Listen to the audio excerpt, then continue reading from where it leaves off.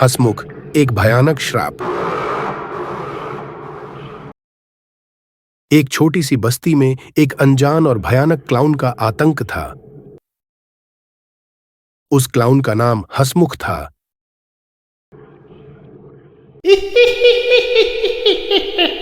लेकिन उसकी मुस्कान में सिर्फ मौत का पैगाम छुपा होता था।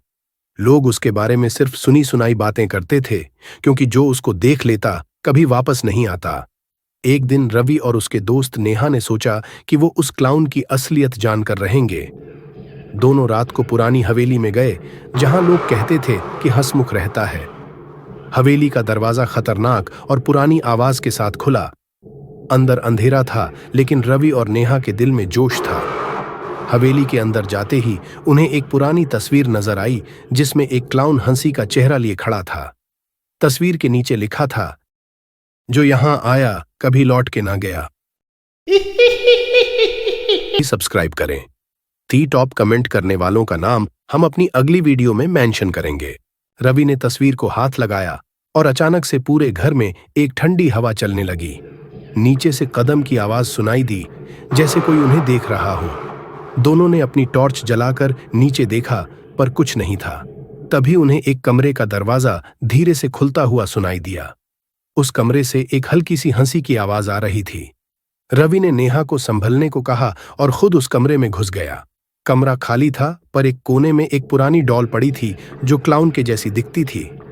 अचानक डॉल ने अपनी आंखें खोली और रवि की तरफ देखते हुए बोली, तुमने मुझे यहां क्यों बुलाया?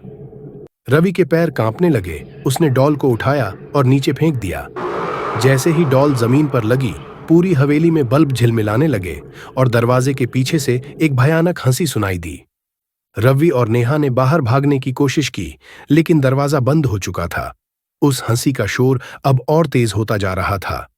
जैसे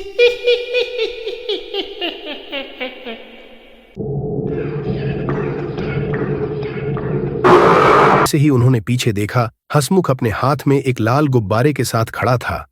उसकी आंखों में एक अजीब सी चमक थी और उसके होंठ सीधे नेहा और रवि की तरफ थे।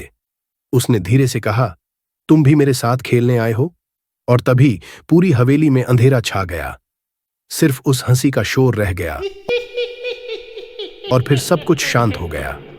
अगले दिन लोगों ने रवि और नेहा को खोजने की कोशिश की, लेकिन उनका कोई पता नहीं चला। सिर्फ हवेली के बाहर एक लाल गुब्बारा मिलता है, जिस पर लिखा होता है, हंसमुख की दुनिया में स्वागत है। दोस्तों, उम्मीद है आपको ये वीडियो पसंद आई होगी। अगली ऐसी कहानियों के लिए हमें सब्सक्राइब करें।